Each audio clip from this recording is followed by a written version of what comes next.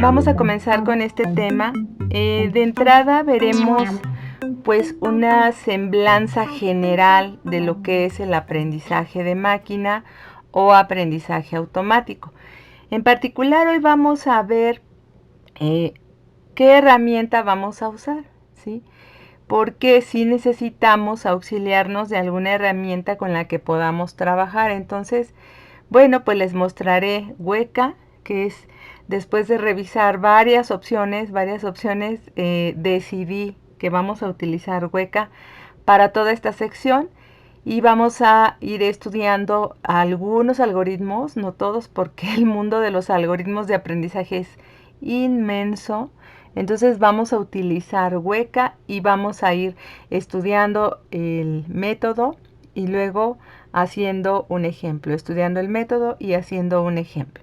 Entonces, bien, primero que nada vamos a ver qué es aprendizaje de máquina, ¿sí? Entre una de las áreas más importantes de la inteligencia artificial está hacer que una computadora sea capaz de aprender, que tenga una computadora, un robot o un programa en general que sea capaz de aprender, que pueda percibir del entorno, los datos, la información y que la adquiera y además que se adapte a eso que está viendo. Entonces vamos a ir viendo de lo básico hacia lo complejo en lo que son algoritmos de aprendizaje de máquina, ¿sí? Entonces aquí vamos a ver que como definición que el aprendizaje de máquina, voy a ponerla aquí es la ciencia que permite que las computadoras aprendan y trata de emular el comportamiento de aprendizaje que tienen los humanos. Entonces, la idea es de que de manera automática, por eso se llama aprendizaje de máquina o aprendizaje automático, que pues haya computadoras, programas que puedan ir aprendiendo a lo largo del tiempo, ¿sí? Aprendiendo. Entonces van a ir recibiendo información y van a ir adaptando su comportamiento. ¿Cuál es el punto, ¿no?, del aprendizaje de máquina? Pues primero, siempre se va a partir de datos. Hay que estudiar, hay que comprender un conjunto de datos. A partir de esos datos, aprender. Entonces siempre se parte de el análisis de datos.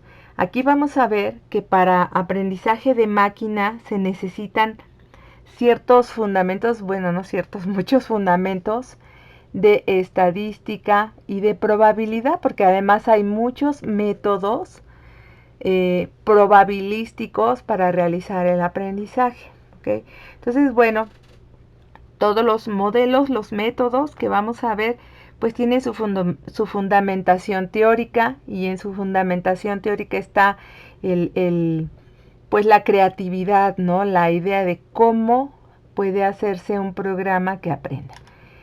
En el aprendizaje de máquina no vamos a ver una programación explícita.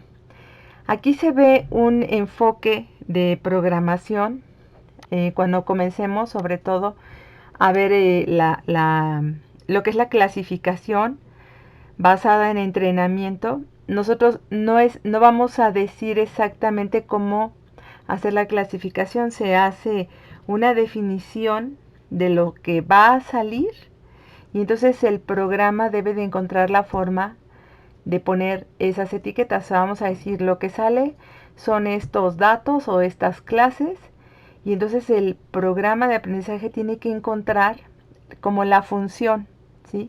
Entonces aquí no se hace programación explícita, aquí se parte del conjunto de datos de entrada y su salida. Normalmente nosotros veríamos esto como, vamos a poner aquí que casi no se ve, perdón. Nosotros vamos a poner así, ¿no?, un conjunto de datos de entrada.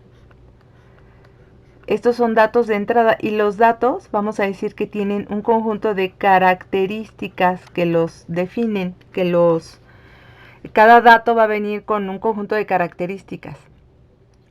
Y normalmente nosotros tendríamos un programa que hace un procesamiento, ¿no? Pero no, aquí en aprendizaje de máquina, el enfoque es, tenemos la entrada y tenemos la salida. ¿Cuál es la salida? El resultado, ¿no? ¿Cuál es el resultado de algo? Entonces, lo que se busca es que el programa encuentre una función de aprendizaje o una función de asociación o una función de dependencia. Entonces, esto es lo que trata de definir todos los algoritmos de aprendizaje, encontrar una función de mapeo. ¿Qué es lo que va a mapear? Pues los datos son los datos más las características con respecto a la salida.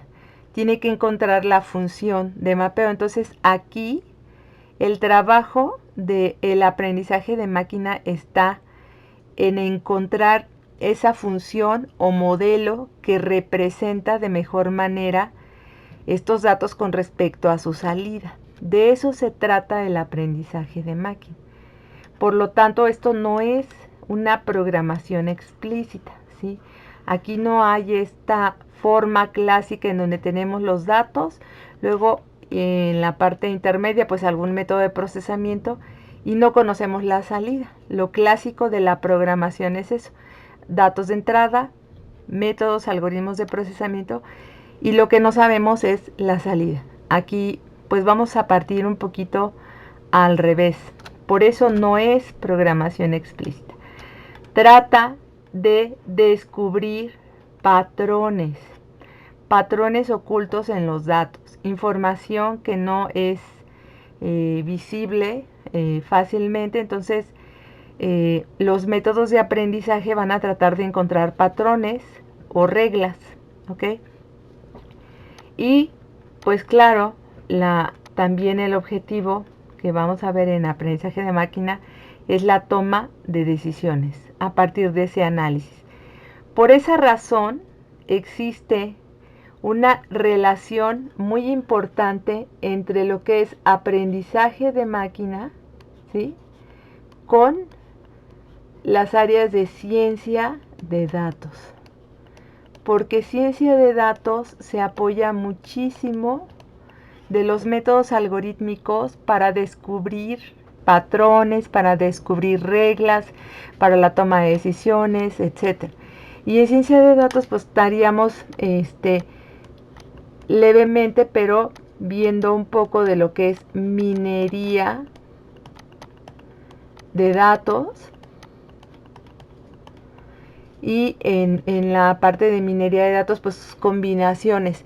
En minería de datos y en ciencia de datos, pues a veces podríamos estar tratando con grandes volúmenes de información. Para nuestro curso no vamos a trabajar con volúmenes de información tan gigantes, porque bueno, pues no estoy suponiendo que ustedes tengan un equipazo en su casa, ¿verdad? Entonces, aquí habría muchas aplicaciones de la inteligencia artificial, específicamente el aprendizaje de máquina, en el tratar con grandes volúmenes de datos, ¿no? Aquí, bueno, vamos a poner o conjuntos de datos de gran tamaño, volúmenes de datos. Entonces, tiene muchas áreas en donde se combina de excelente manera todos los algoritmos de aprendizaje de máquina. Entonces vamos a ver esto. El aprendizaje de máquina o aprendizaje automático permite que las máquinas, nuevamente vamos a ver aquí este concepto de máquina, ¿sí? Para no... Aquí en máquina nos vamos a referir a un programa o a un agente inteligente a un robot o cualquier tipo de software o ente inteligente que sea autónomo, ¿sí? Entonces, cuando hablamos de máquinas, pues es amplio, ¿no? El concepto, no se queda exclusivamente en el campo de una computadora, ¿no? Es algo más. Entonces, el aprendizaje automático va a permitir que las máquinas aprendan sin que sean programadas explícitamente. Es a partir de los datos van a ir encontrando funciones, modelos, reglas que los representen, ¿sí?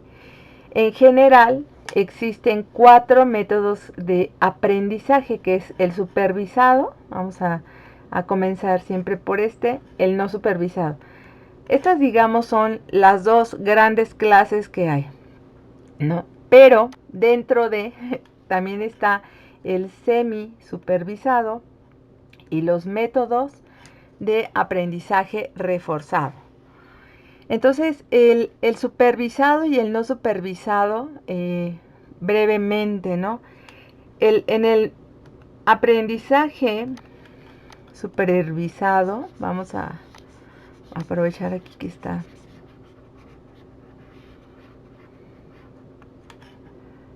Listo.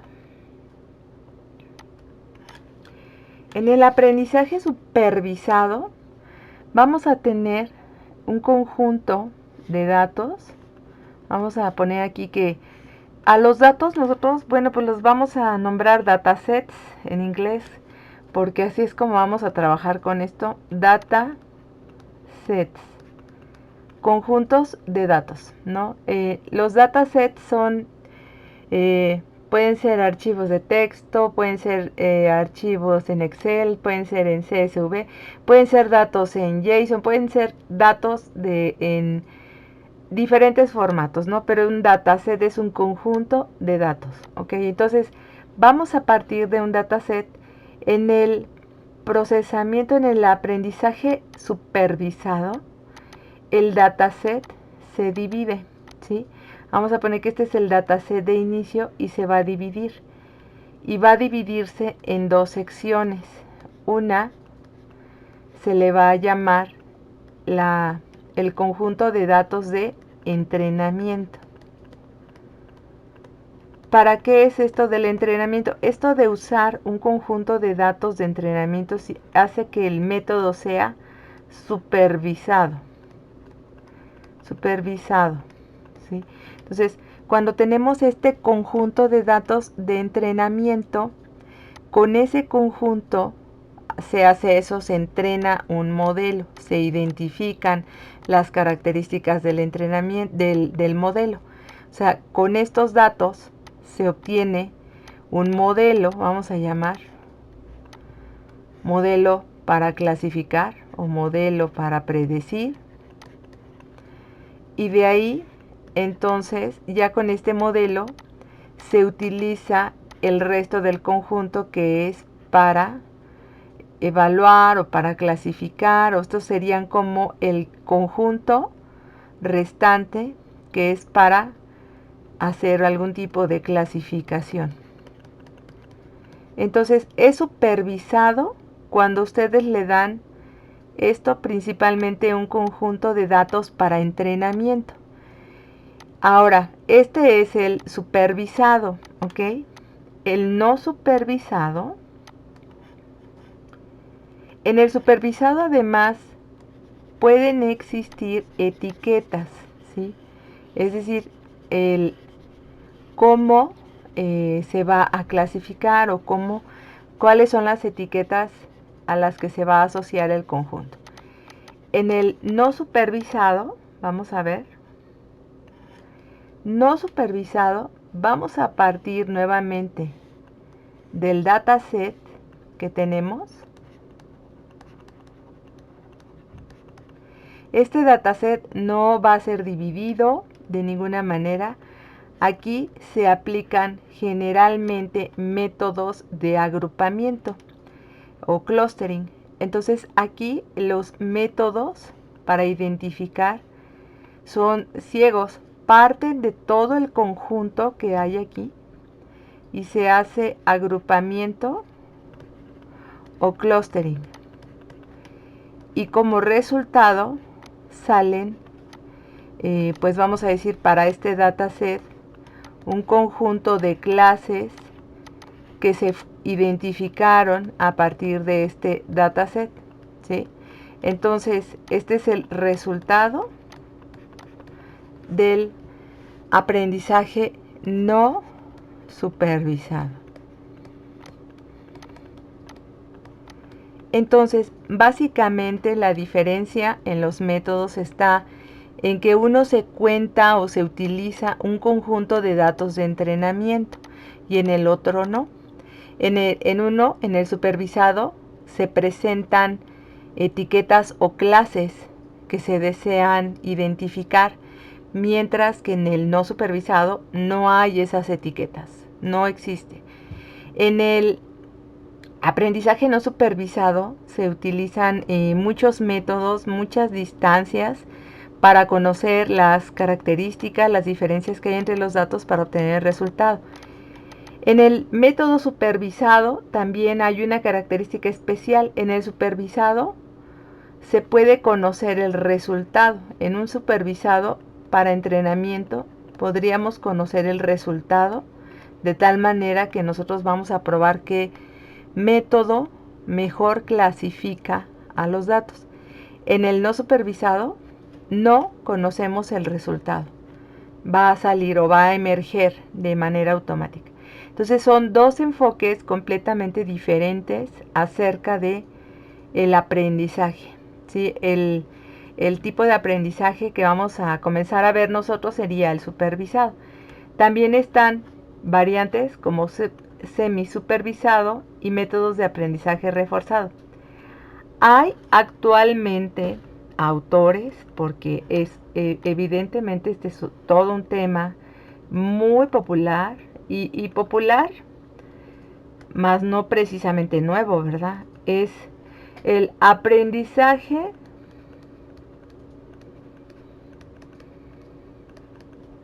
profundo. Hay quienes lo ponen aparte como otro método de otra clasificación del aprendizaje y hay quienes lo ponen dentro de los no supervisados, por ejemplo, ¿no? Entonces, independientemente, nosotros también veremos un poco de este tipo de aprendizaje porque verdaderamente es más que popular, está siendo utilizado para todo tipo de cosas y bueno, pues vale mucho la pena comprenderlo. ¿Cuáles son los objetivos del aprendizaje de máquina? Pues uno es hacer predicciones, ¿no? Acerca de la información que se está procesando, encontrar clases, agrupaciones, extraer las reglas de asociación. Esto de extraer reglas es muy interesante porque encontrar reglas es como encontrar patrones de comportamiento. Algunos de los casos interesantes que aquí no vamos a hablar mucho todavía de las aplicaciones, pero en el aprendizaje nosotros podríamos estar hablando de un dataset que se refiere a pues historiales, por ejemplo, de compra en algún almacén.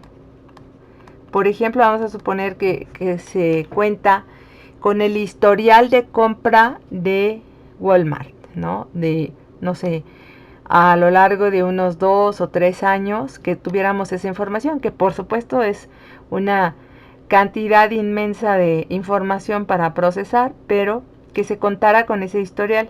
Bueno, pues a partir de esa información, extraer las reglas es encontrar patrones de comportamiento. ¿Qué encontraríamos como resultado de algo así? Pues, ¿cuáles son las fechas del año, por ejemplo, o en qué fecha se venden más tipos de productos? Por ejemplo, sombrillas. Y además de cuándo se venden más sombrillas, ¿cuáles son las marcas más compradas? ¿Para qué serviría esto? Pues para saber, para predecir y para tomar decisiones de, bueno, pues en qué época del año debo de abastecer los centros con más sombrillas.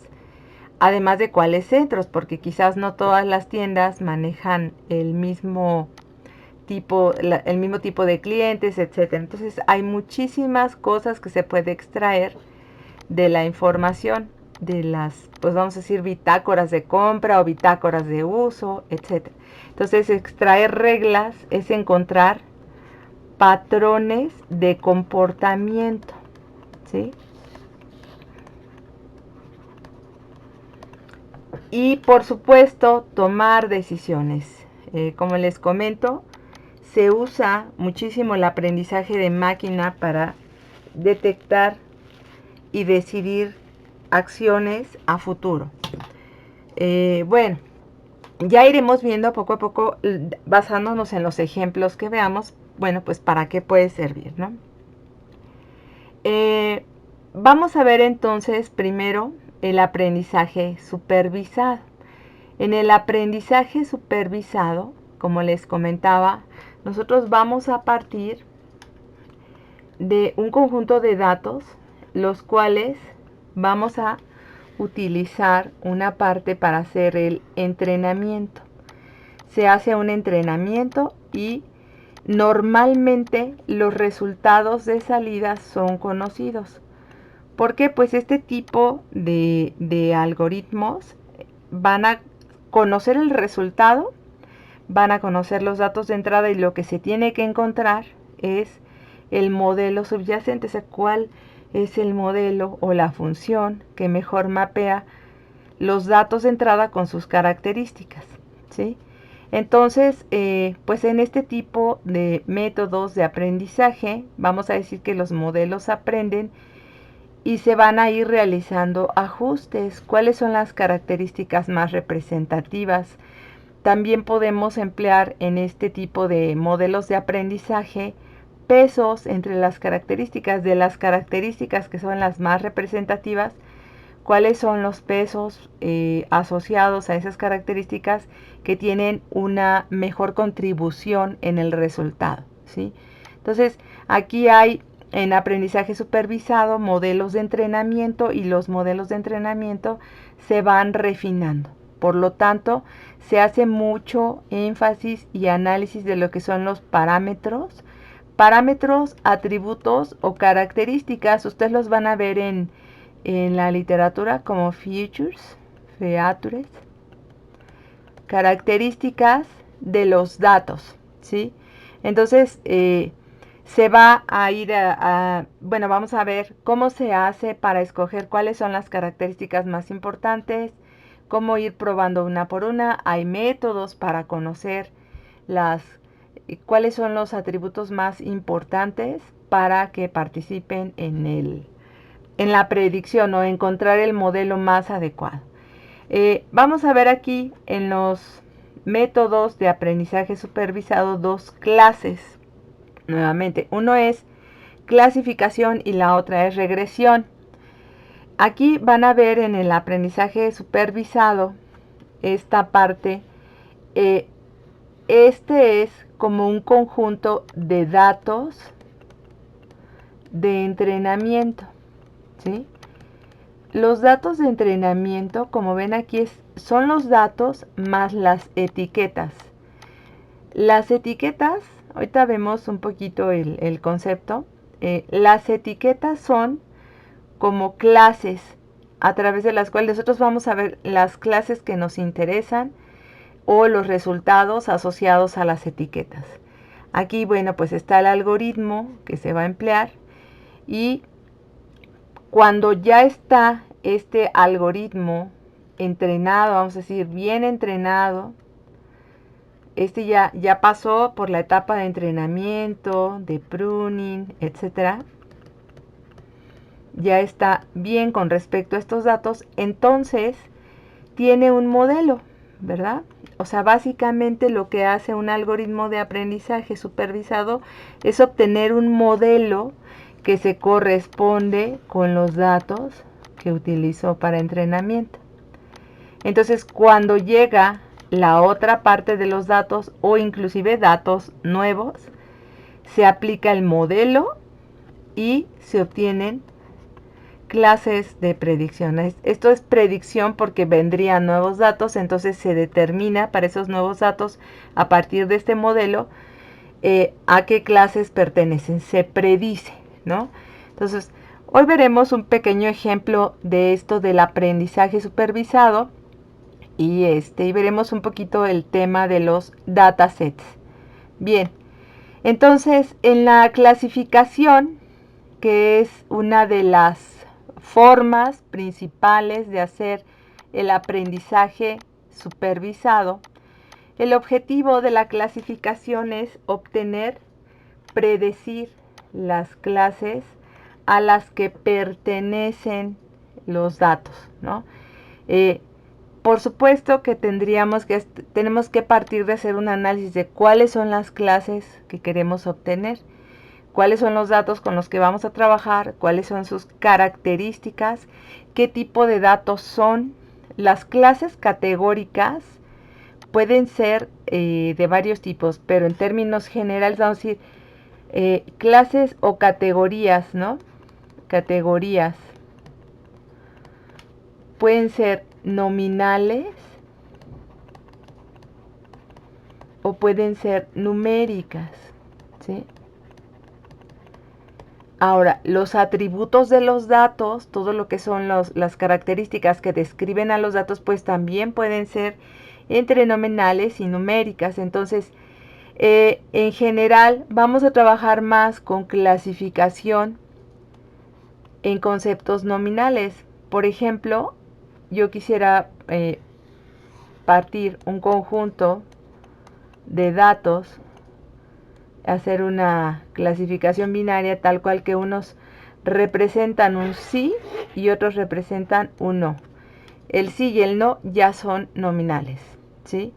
Si yo, por ejemplo, quiero hacer una clasificación de datos, puedo tener, vamos a decir, 3 clases, ¿no? Y decir uno acepta, no acepta y tiene la duda o no ha decidido, etcétera. O sea, esas son clases nominales, ¿ok? En las numéricas puede darse con rangos, puede darse también con valores discretos y puede darse en valores ordenados, no ordenados o pertenencia a conjuntos. Entonces, la clasificación tiene como objetivo determinar para un valor de entrada, para un dato de entrada, ¿sí? La clase o la categoría a la que pertenece. Y entonces la categoría puede ser una clasificación binaria o puede ser en 3 o en más clases o categorías, ¿sí? Entonces, bueno, hay la clasificación, vamos a ver que hay muchos ejemplos, como la detección de correo spam. Este es un ejemplo bastante abordado, es el de los ejemplos clásicos. Básicamente es una clasificación binaria. Si ustedes van a identificar a un correo como spam, pues va a tomar un valor. Y si no es spam, pues otro. Eso es una clasificación binaria, es en 2, ¿no?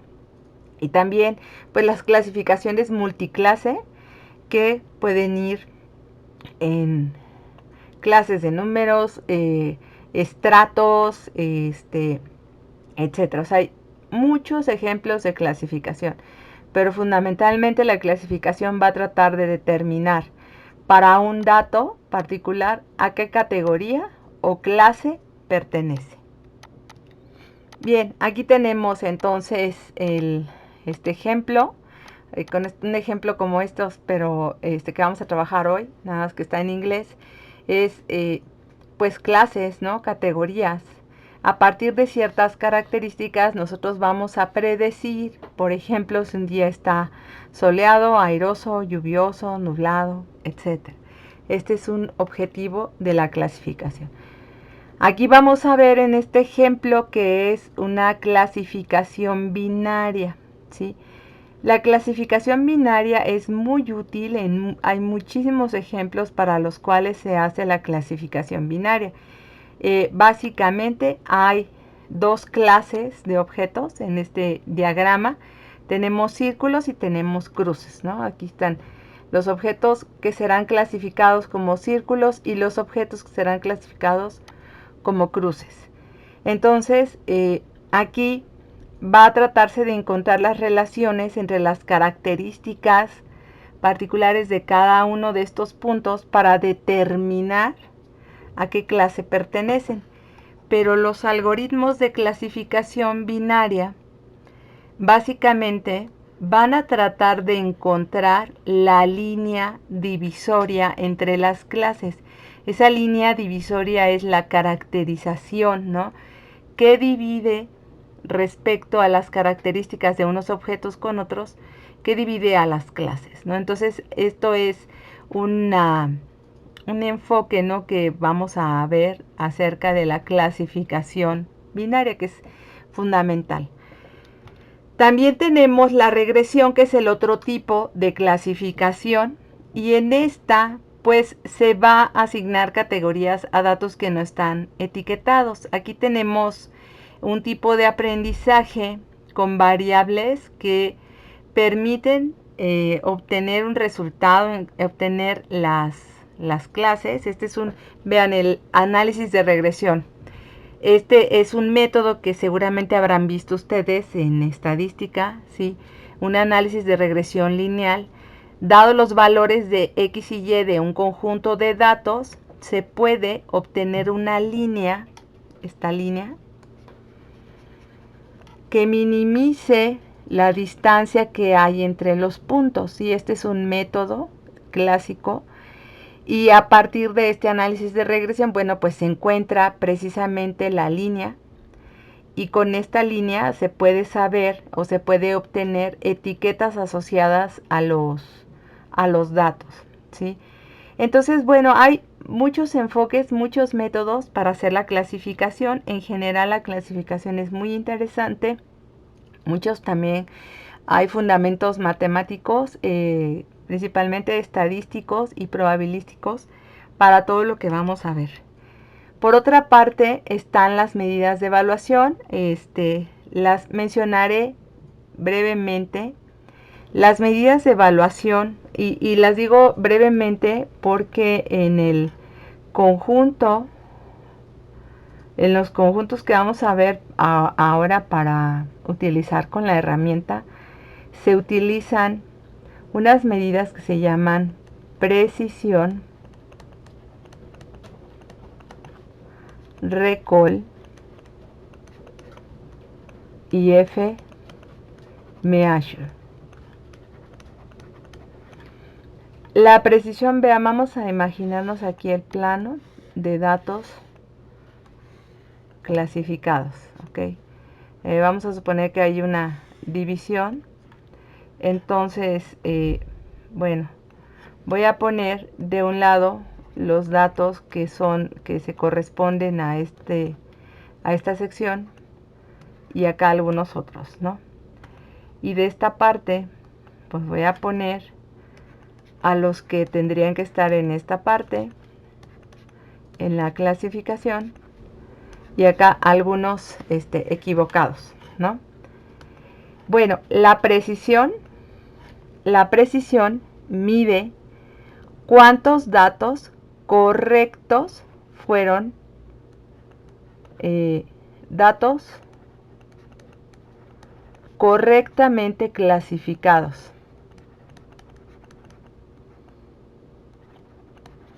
Es decir, va a encontrar de todos los que están correctamente clasificados con respecto al todo el conjunto de los que tenían que estar clasificados, ¿no? Entonces, ¿cuántos fueron clasificados correctamente? Esa es la precisión de los métodos. El recall me ayuda a medir, ahora sí, datos que no fueron correctamente identificados. En el de la precisión se mide lo bueno del algoritmo y en el recall se va a medir en general los datos que no fueron correctamente clasificados. Del total de datos que hay, cuántos fueron correctamente clasificados y cuántos no fueron correctamente clasificados. Y la medida F-measure, este es un promedio armónico entre precisión y recall. Entonces, bueno, nosotros los vamos a ver. A partir de estas medidas de evaluación existe lo que se llama una matriz de confusión. Bueno, todo esto lo veremos, pero de entrada siempre tenemos forma de evaluar qué tan bueno o qué tan malo es un algoritmo que estamos utilizando para hacer la clasificación.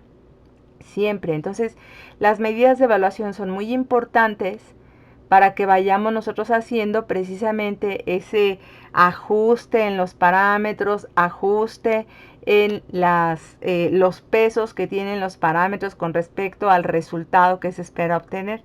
Entonces, estas medidas de evaluación son precisamente para que pueda yo saber si estoy haciendo bien el trabajo de elegir, ¿no?, las características. Entonces, bien, estos son conceptos generales de lo que es el aprendizaje supervisado. Brevemente veremos lo que es el aprendizaje no supervisado. Esta es una introducción a todos los temas y entonces trabajaremos ya con una herramienta. Como les comentaba, el aprendizaje no supervisado, aquí no hay datos etiquetados, ¿ok? No se sabe cuál va a ser el resultado. Entonces aquí pues se va a extraer la información, pero no va a haber una forma de entrenamiento. Aquí se va a ir explorando y organizando la información en estratos o en grupos, que generalmente viene asociado con el agrupamiento o clustering. Entonces, agrupamiento o clustering básicamente es un análisis exploratorio de datos. Esto es lo que se hace en clustering, de tal forma que se organiza la información en grupos, ¿sí? Se identifican sus características y a partir de esas características se hace la organización o identificación de qué grupos pertenecen a qué clases, ¿ok? O qué datos pertenecen a qué clases o grupos. Entonces, se llama agrupamiento o clustering. Sin embargo, un grupo o un clúster podemos referirlo de igual manera como una clase. Al fin y al cabo, lo que se obtienen son clases, pero estas clases normalmente no vamos a haberles dado un nombre, ¿sí?, o una identificación. Eso sucede en la clasificación, pero en el clúster se encuentran los grupos. ¿Cómo se identifican los grupos? Normalmente se observan sus características y se utilizan medidas de distancia entre los datos, de tal forma que aquellos datos que tengan una cercanía en sus valores, en sus atributos, quedarán agrupados como por similitudes. Vamos a decir, este grupo que está aquí tiene características similares. Hay una similitud entre los datos. Este también, etc. En el agrupamiento o clustering también existen algunos tipos de organización en donde se establece como salida del algoritmo el número de clusters o el número de grupos que vamos a obtener. Y en otros no, en otros se hace un análisis previo de cuántas clases o grupos son deseables y posteriormente se realiza el agrupamiento. Entonces, el número de clusters, identificarlo, es también un tema en el agrupamiento. Y aquí recuerden, no hay entrenamiento, no hay datos etiquetados, no se conoce el resultado. Es como hacer un tipo de clasificación a ciegas, es decir, no tenemos una forma de saber porque no tenemos el resultado, no tenemos una forma de saber a qué etiqueta pertenecen para ver si estamos haciendo bien el agrupamiento. Sin embargo, es muy útil estas técnicas de agrupamiento o clustering. Para el agrupamiento y también para la clasificación hay un tema muy importante que es la reducción de las dimensiones. Cuando nosotros nos enfrentamos a grandes colecciones de datos, es decir, datos densos que tienen muchísimas características, es deseable hacer una reducción. Hacer la reducción significa encontrar cuáles son las características más relevantes, cuáles son los valores de las características que realmente representan al conjunto, que permitirían hacer una reducción. Si se fijan, aquí tenemos 3 dimensiones para los datos. Del proceso de reducción dimensional para poder hacer la aplicación de un algoritmo menos costoso, menos complejo, se obtienen 2 dimensiones.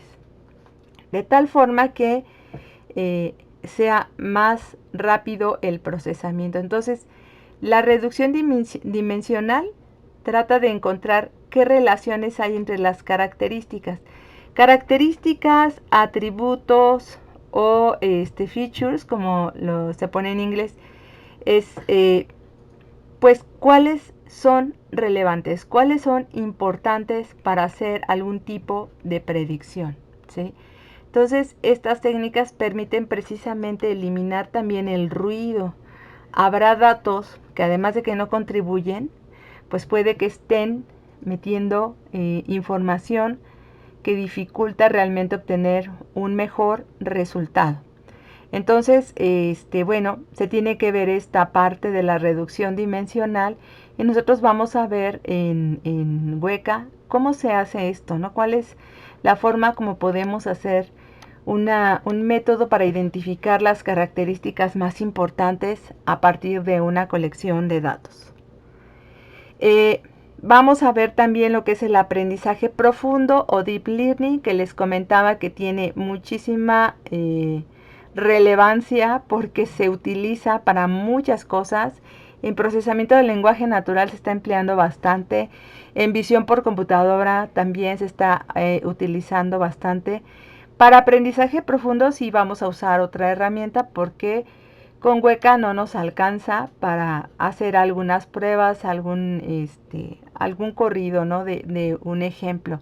Entonces, este es un tema muy importante del aprendizaje de máquina que utiliza básicamente el concepto de redes neuronales. Ahora, las redes neuronales no son nuevas, las redes neuronales tienen mucho tiempo de haber sido propuestos como un método para hacer aprendizaje, pero actualmente ha proliferado muchísimo las redes neuronales multicapa o convolucionales y que han ido explorándose más y más formas de agregar este tipo de estructuras internas dentro de una red neuronal para hacer pues esto, predicción, aprendizaje, etcétera.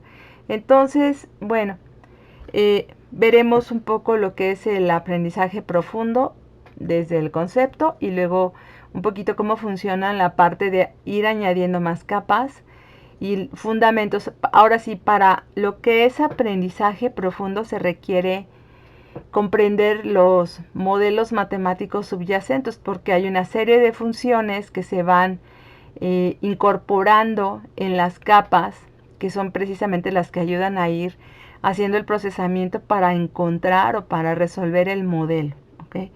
Bueno, este es el aprendizaje profundo y también existe el aprendizaje reforzado o reinforcement learning, ¿no? Que este es muy, muy interesante. Esta es una rama interesante, esta es una rama también que tiene muchos años en la inteligencia artificial para como método, ¿no?, de aprendizaje. Entonces, aquí vamos a ver nuevamente en el aprendizaje reforzado, se basa en precisamente un agente va a ir realizando acciones en el ambiente, ¿sí? Y de esas acciones él va a recibir como tipo recompensas. Si mejora el ambiente, si tiene un efecto positivo, pues recibe una recompensa. Y si no, se irá dando cuenta de acuerdo al estado que produjo en el ambiente que no fue favorable. Entonces, la recompensa es la medida cómo se puede saber si el agente está realizando bien las cosas. Este es un tipo de aprendizaje en donde la gente va haciendo algo en el ambiente y va concibiendo, aprendiendo cuáles son las acciones mejores, las acciones que sí favorecen y cuáles no, de tal manera que va quedándose con una memoria de acciones favorables y las que no son favorables las descarta. El agente construye, ¿no?, un tipo de memoria del conocimiento que tiene a partir de realizar una acción y recibir una recompensa, realizar una acción y recibir una recompensa. Bien, esos son los tipos de aprendizaje que existen y vamos a ver entonces lo que es Weka. Aquí es todo un wiki, ¿no?, donde ustedes pueden navegar para hacer búsqueda de información, documentos, etc. Pero básicamente aquí, antes de que me salga, aquí viene todo lo que es la información referente a la descarga. Mencionan aquí de una versión más reciente que es la 3.9, pero esta versión más reciente pues todavía no es estable. Entonces recomiendan que se instale la versión de Weka 3.8. Aquí nuevamente ustedes van a encontrar formas de hacer la descarga para diferentes sistemas operativos y hay incluso para otras plataformas. Bien, ya saben, yo bajé la de Windows. No cuesta ningún trabajo hacer esta descarga, ni la instalación. Es muy sencilla, nada más hay que decir que sí a todo y ya funciona. Eso sí, hay requerimientos para la instalación de Weka, ¿sí? ¿Qué requerimiento principalmente existe? Aquí están requerimientos. Si ustedes van a usar una versión 3.8, por ejemplo, que es la recomendada porque es la versión estable, entonces ustedes van a necesitar una versión de Java 7, 8 o mayor, que hay mayores ya ahorita de la 8, entonces ustedes si tienen eso no tendrán ningún problema, ¿no? La versión de Java funciona muy bien para la instalación. Entonces aquí Weka pues tienen todo el mundo de información. Está alojado en la Universidad de Waikato, ¿no? Hay mucha información aquí acerca de Weka, qué es lo que pueden hacer. Está basado en Java, ¿sí? Nuevamente, pero la herramienta me gustó mucho, ahorita se las voy a mostrar, realmente para comenzar a hacer pruebas, no requiriendo demasiada programación detallada, nos va a servir bastante. Entonces, bueno, yo ya la instalé, por ahora no he visto ninguna dificultad ni problemas. Que por cierto, esto es de Nueva Zelanda. Entonces, hay un administrador de paquetes. Ahorita se los muestro. Este administrador de paquetes es este. Y normalmente se pueden hacer actualizaciones. Pueden cargar más cosas que ya existen para el Weka. Entonces, bueno, este es solamente un mensaje. Este es el administrador de paquetes, ¿sí? Vean, aquí ustedes van a encontrar que Weka tiene como le llaman ellos interfaces, ¿no? Interfaces para usar.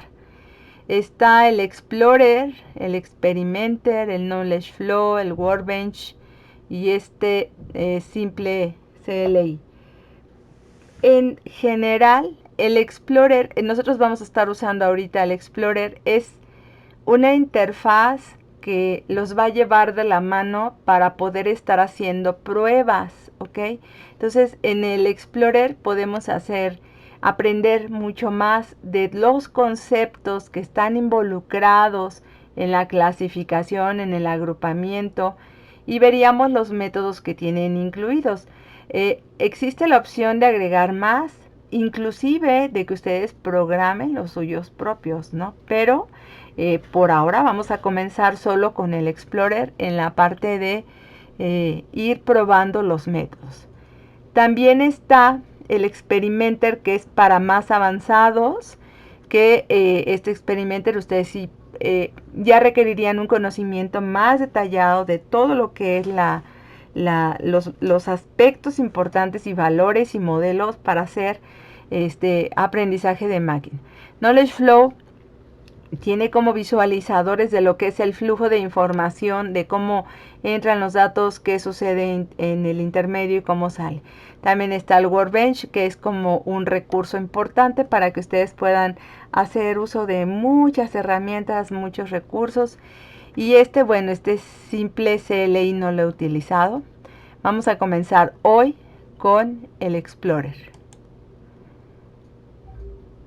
Bien, es yo noto bastante ágil y rápida la herramienta, ¿ok? Entonces, espero que ustedes puedan hoy hacer la instalación y probarlo. A mí no me costó casi ningún trabajo echarla a andar y hacerla que funcione. Bien, ¿qué vamos a hacer aquí en Weka? ¿Y cuáles son los primeros experimentos con los que vamos a trabajar? Es muy importante aquí que nosotros aprendamos el concepto de los datasets, ¿sí? En la web ustedes pueden encontrar una buena cantidad de datasets. Vamos a trabajar hoy con un ejemplo que tiene ya Weka y también vamos a trabajar con uno que yo tengo, ¿ok? Bien, los datasets. Para empezar, en Weka, principalmente los archivos que va a manejar como dataset. No se les olvide, un dataset es el conjunto de datos a partir del cual va a realizarse una clasificación, una regresión, un agrupamiento. O sea, estos son datasets especialmente hechos para que pues aprendan a usarlo, porque vienen los datasets. Viene también una información en el wiki, en el Weka Wiki. Ustedes se pueden ir a la documentación y en la documentación viene, ahorita les muestro el libro, creo que fue, permítanme, Tools and Techniques. Es a ver si es Aquí en documentación ustedes se pueden meter a todas estas ligas. Hay mucha información, la verdad es que sí está de buen tamaño la herramienta. A mí me gusta que está muy documentada, es exactamente. Me metí a este apéndice. Bueno, pues está también extensísimo este documento, pero muy bueno, ¿no? Aquí viene muy bien explicado en tipo manual, libro manual. Viene explicado lo que es el Weka, cómo se utiliza, ¿no? Nomás tienen que leer todo. Y aquí, bueno, viene bastante información de las herramientas, cómo se instalan nuevas herramientas, etcétera, ¿ok? Entonces, bueno, hay más que eso, no sé, hay otros recursos adicionales, hay unos libros, hay manuales, hay muchísimos. Entonces, estábamos hablando de los datasets, ¿ok? Los datasets, ahorita vamos a utilizar uno, en particular es Weather ARFF. Lo importante de los datasets, aquí yo le di clic, básicamente nada más es texto. Los datasets en este formato ARFF tienen como unas etiquetas, @relation, @attribute. Estos arrobas son como identificadores de lo que viene, ¿no? La relación, ¿cómo se llama? Weather. Los atributos, tiene el Outlook, que son como las salidas, ¿no? Sunny, overcast y rainy. Viene la temperatura, la humedad, viento. Viento está en falso, verdadero. Play. Lo que viene entre los corchetes básicamente es como los valores que tiene, ¿sí? Aquí si se fijan, para la temperatura lo que tiene son valores reales, ¿no? Son reales. Mientras que en el windy, que es como viento, pues viene verdadero y falso. Y play, básicamente este dataset se refiere a si está soleado o si está lloviendo o si está pues normal, intermedio, vamos a decir. Y la temperatura tiene un valor, la humedad tiene otro valor, el viento. Van a salir a jugar, sí o no, ¿ok?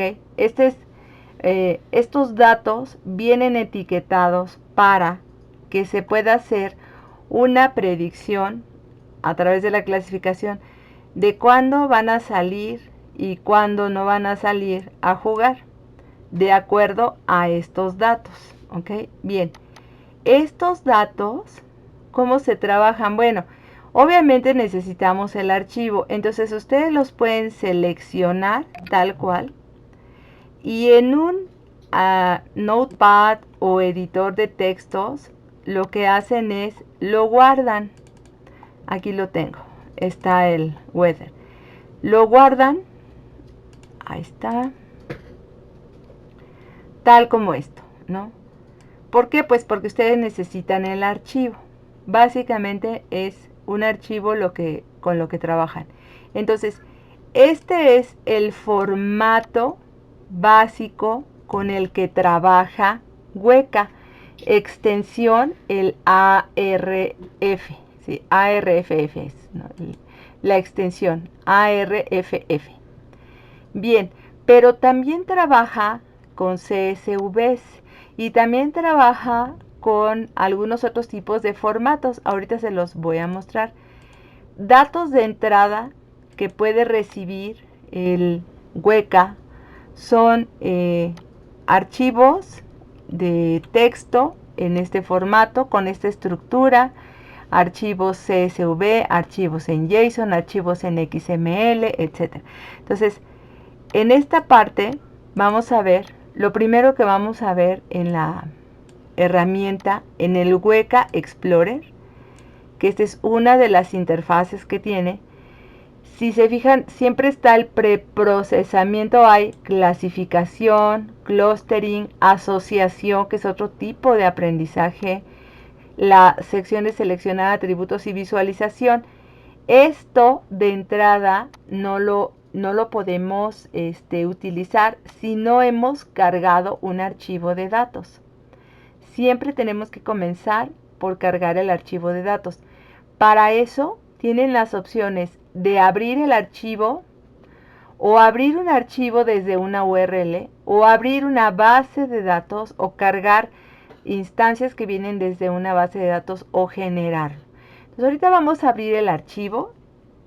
Ya posteriormente pueden probar con más opciones para la carga de datos. Entonces, no pueden hacer nada mientras que no hayan hecho la carga de un archivo o de los datos. Entonces voy a poner aquí en el Open File. Y en el Open File pues yo ya tengo unos datasets que les voy a mostrar el día de hoy en nuestro curso. Aquí están. Entonces vean, aquí está, lo identifica porque tiene la extensión de ARFF. Igual lo podrían estar cargando desde la URL para trabajar con él. Bien, también hay las otras opciones que les comentaba. Está un conjunto de archivos ARF como cipiado, ¿no? También hay otras opciones como este de nombres, el de datos o punto data, el CSV, que es el que les comentaba. Yo tengo otra colección que vamos a trabajar en CSV. Están instancias de JSON, también cipiados, y que es el libsvm.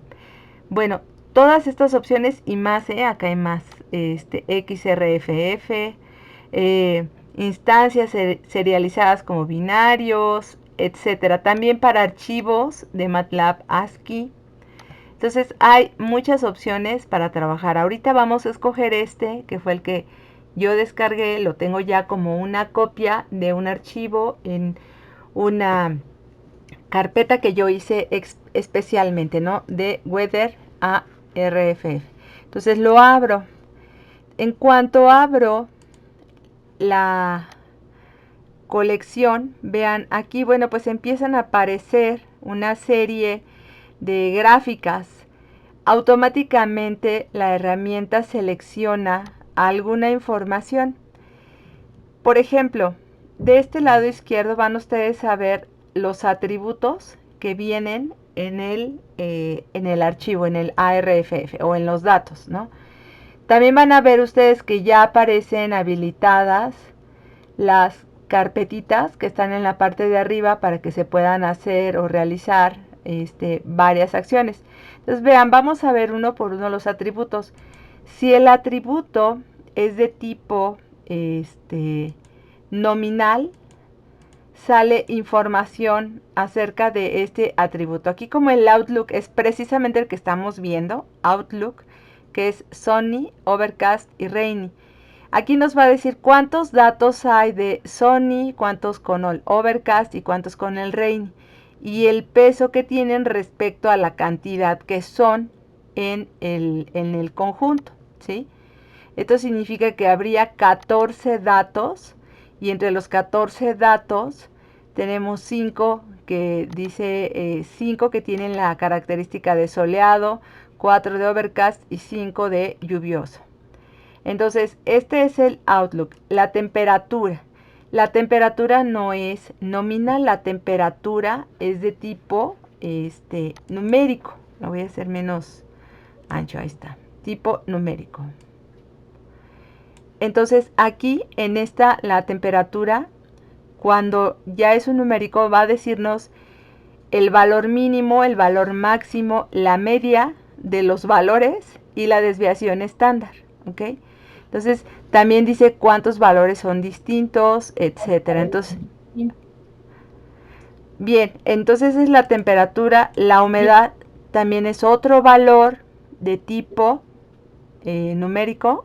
El viento, aquí está el viento, vean, otro numérico. Y si van a jugar o no van a jugar. Esta es la clasificación. Ahora, quiero que vean con respecto, voy a quitar cuando tenemos el resultado aquí, que vemos, dice todos van con respecto a si van a jugar o no van a jugar. Esta es una clase elegida.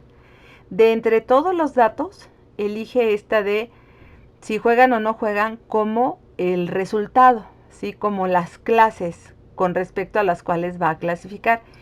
Ustedes pueden hacer aquí en este botón de edición, ustedes pueden ver los datos, pueden cambiar datos, pueden agregar datos, pueden hacer pues diferentes acciones, ¿no? Como agregar, hacer algún cambio, vean, en los datos. Entonces, está muy buena la herramienta para que ustedes puedan ir explorando varios de los algoritmos. Bien, entonces esto es aquí en la parte de de haber hecho el procesamiento, ¿no? de los datos. Vamos a ver ahora en la clasificación. Aquí en la clasificación, con estos datos, precisamente, pues tenemos una serie de opciones. Ahorita voy a mostrarles nada más el de Cross Validation. que Cross Validation hace una validación cruzada de todos los atributos, ¿no? Y vamos a ver aquí en el choose, en este clasificador, si ven aquí dice clasificador, está uno preestablecido. Bueno, en el choose vamos a poder ver los diferentes clasificadores que tiene Weka. Vean, aquí hay clasificadores, ¿no? Están los basados en Bayes. Recuerden que Bayes es, bueno, pues el teorema de Bayes es probabilístico y existen varios tipos de clasificadores. Aquí ustedes pueden obtener más o menos alguna información acerca de estos clasificadores que están cargados, ¿ok? Ahora, nosotros veremos algunos de los clasificadores, pero previamente tenemos que comprender pues los fundamentos del clasificador, no más los vamos a estar corriendo, no hay que ver cómo funcionan, qué características especiales tienen, etc. Entonces, bueno, hay varios tipos de clasificadores de Bayes. También aquí hay varias funciones, distintos tipos de funciones para probar la clasificación, ¿no? Hay muchos ejemplos de la clasificación en textos, que eso también me parece muy importante, muy interesante.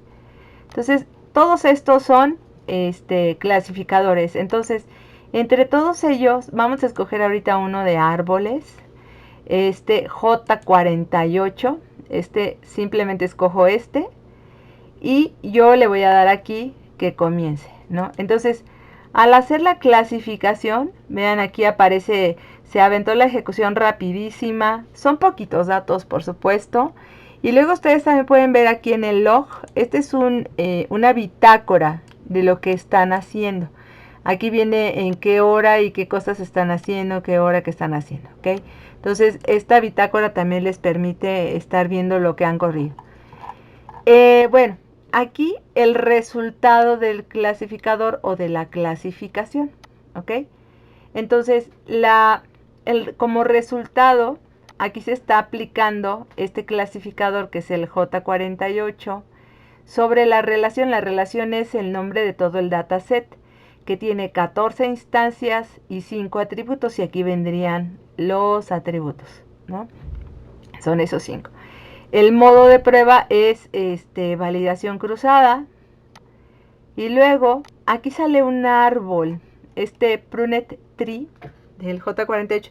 No estamos viendo todavía el algoritmo, pero está muy interesante ver cómo ejecutarlo aquí. Vean, saca en el árbol, este es un árbol de decisión, por cierto, ¿sí?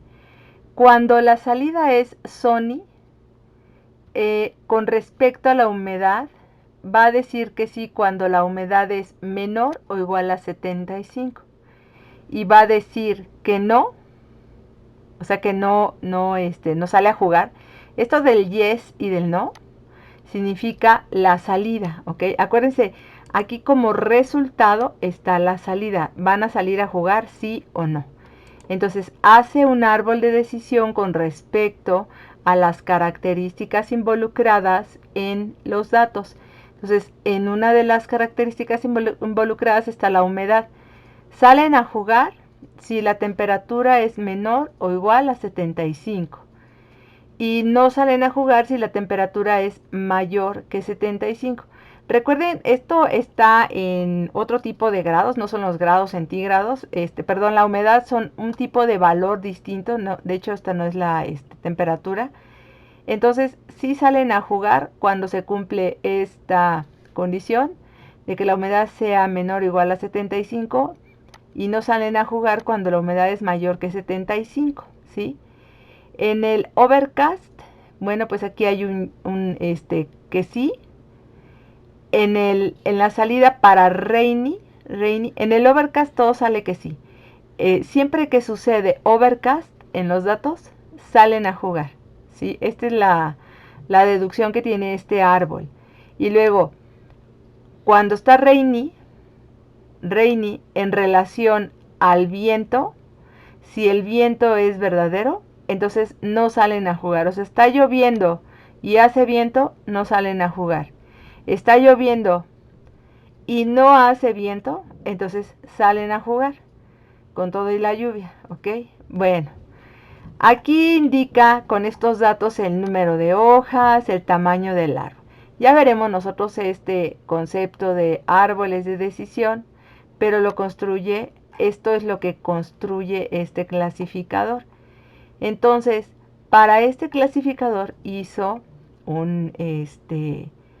esta identificación del árbol y a partir de eso empieza a hacer cuántas instancias fueron clasificadas correctamente con este árbol que deduce, ¿sí? Con esta deducción que hace 9 y las que fueron incorrectamente clasificadas 5, ¿sí? Entonces aquí ya vienen otros valores importantes para medir, para evaluar lo que está resultando de este modelo de árbol de clasificación. Y aquí ya viene esto que es la accuracy, es que también resultó este modelo con respecto, y aquí vienen estas medidas que les estaba comentando, la precisión, el recall y la medida F-measure, que este es un promedio de estas dos. Siempre este representa un promedio de estas dos. Entonces, para la clase, en las mediciones para la clase sí y para la clase no. Y aquí viene la matriz de confusión, que les comentaba que existe una matriz de confusión para clases A y B.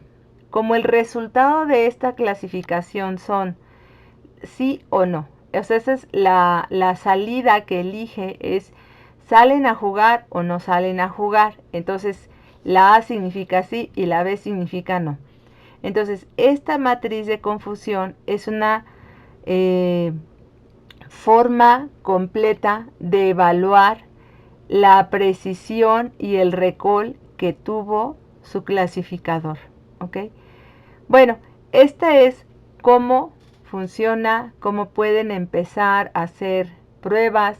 Aquí podrían escoger algún otro tipo de algoritmo de clasificación, alguna otra forma para hacer clasificación y podrían empezar a hacer algunos experimentos, ¿no? Entonces aquí está, hay más carpetas importantes para hacer clasificación, agrupamiento, asociación, la selección de atributos, por ejemplo, y recursos para la visualización.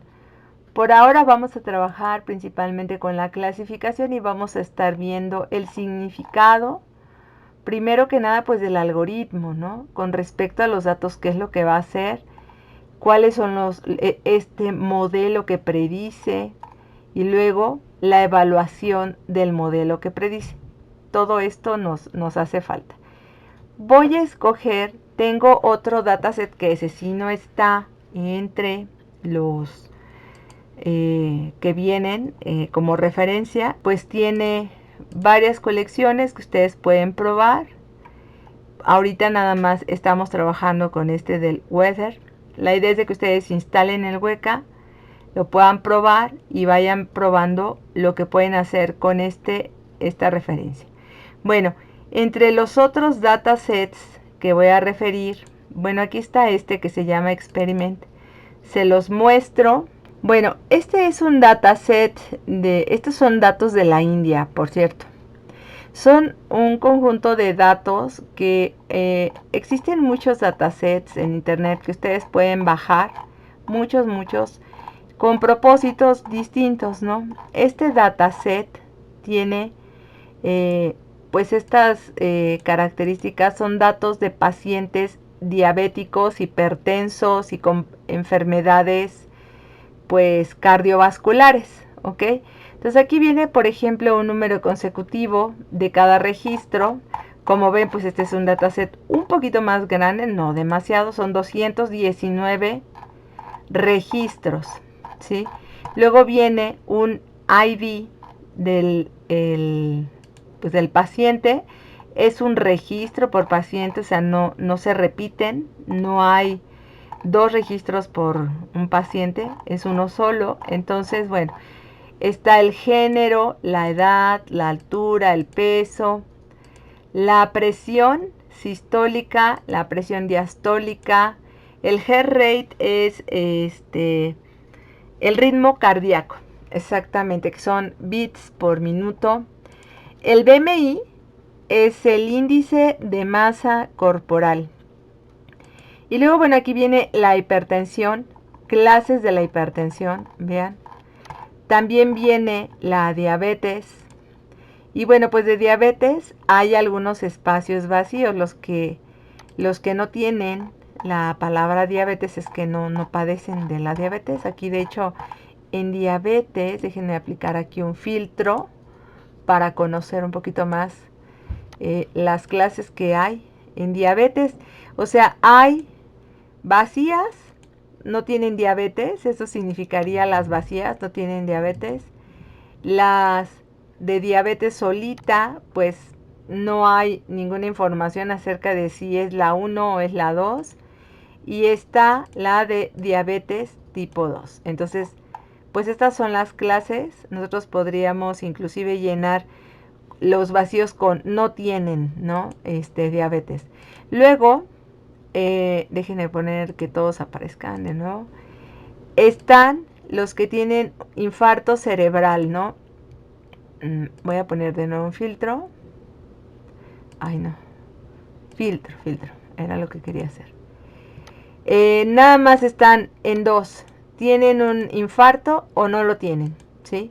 Los que tuvieron un infarto y los que no tuvieron. Este es un infarto cerebral, es decir, que tienen pues alguna obstrucción en alguna de las venitas del cerebro y genera una muerte del área, ¿no? Que son estos accidentes cerebrovasculares, ¿no? Entonces este es el infarto y aquí vamos a ver que está enfermedad cerebrovascular y pues insuficiencia de suplencia de sangre en el cerebro, ¿no? Aquí, por ejemplo, los que tienen una enfermedad cerebrovascular y están los que tienen esta insuficiencia de sangre en el cerebro, ¿no? Entonces, bien, estas clases, como ustedes pueden ver, lo que es la diabetes, primero la hipertensión, la diabetes, el infarto cerebral y la enfermedad cerebrovascular son como resultado, ¿ok? Esta es información de pacientes que tuvieron algún cuadro, está la información de la edad, la altura, el peso, etcétera, pero es muy importante conocer los datos de la presión, el ritmo cardíaco y el índice de masa corporal, ¿ok? Entonces, con respecto a todos estos datos, pues sí podemos ir tratando de encontrar, bueno, cuáles son los factores determinantes para que una persona tenga prehipertensión o para que una persona llegue a sufrir de un infarto cerebral o para que una persona tenga diabetes tipo 2, ¿no? Entonces, este es un dataset que puede darnos un poco de sentido, tratar de encontrar las relaciones que hay para determinar, a ver, cuándo una persona tiene hipertensión, cuándo una persona tiene diabetes, etc. Entonces, voy a tomarla. Vean, aquí me voy al preprocesamiento. Abro el archivo. Este archivo tiene una extensión de CSV. ¿Ok? Como estaba originalmente, tenía unas cabeceras que no las podía procesar la herramienta. Entonces nada más quité ese renglón de cabeceras. Como ven, el archivo está con los atributos o características de forma muy simple, ¿no? Están muy planas. Entonces, en este caso, lo voy a abrir, y ahí están. Nuevamente podemos ver en todos estos casos los atributos, ¿no? Como está relacionado contra la enfermedad cerebrovascular, vean, la herramienta me identifica la clase de salida. Aquí en clase de salida yo podría decir que sea la diabetes, o clase de salida que sea el infarto cerebral, o la clase de salida que sea cerebrovascular.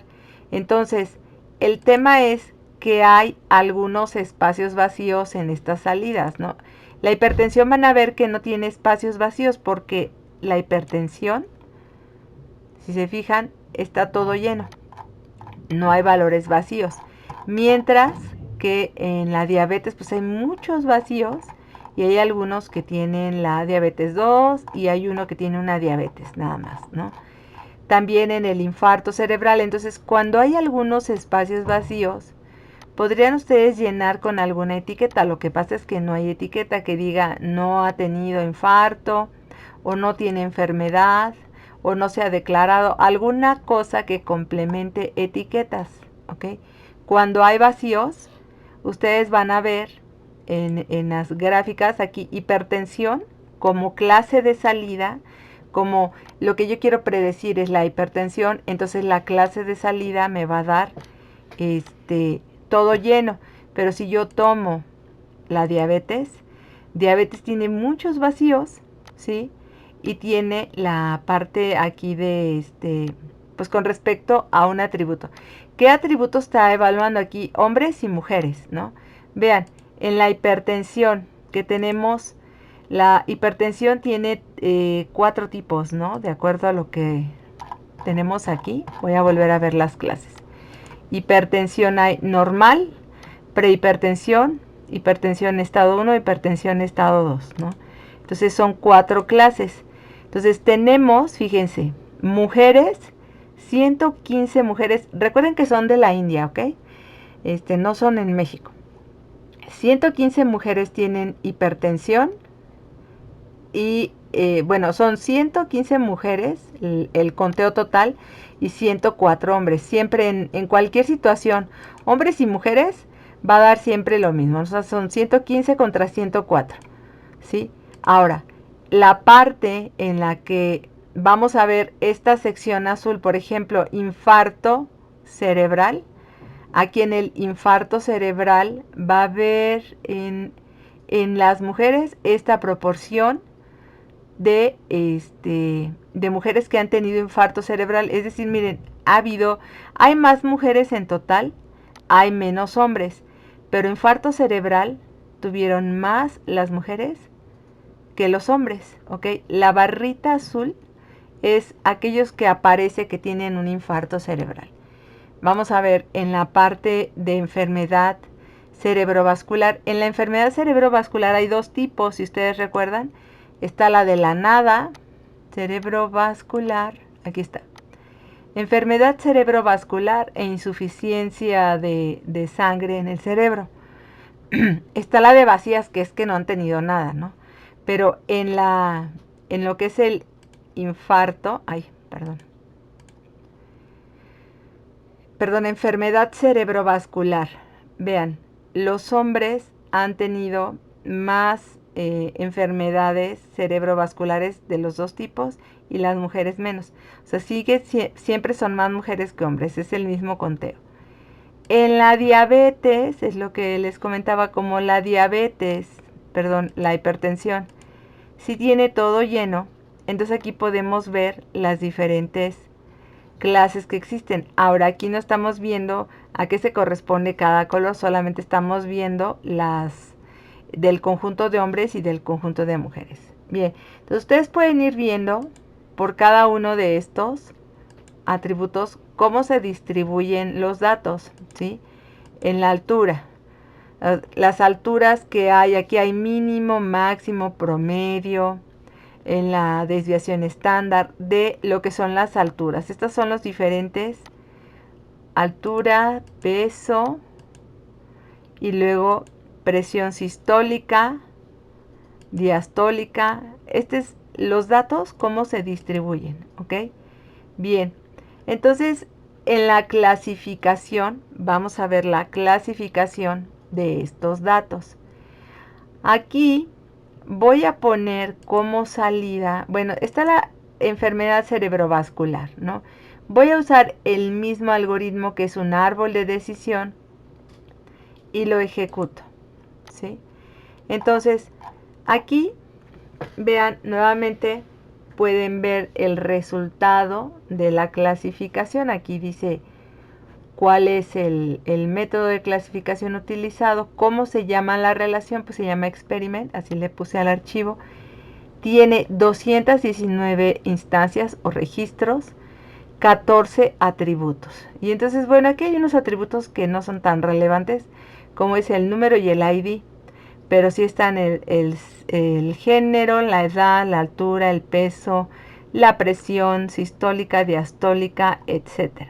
Bien, entonces, como salida, como clase de salida, estamos identificando aquellos que tienen alguna enfermedad cerebrovascular, ¿ok?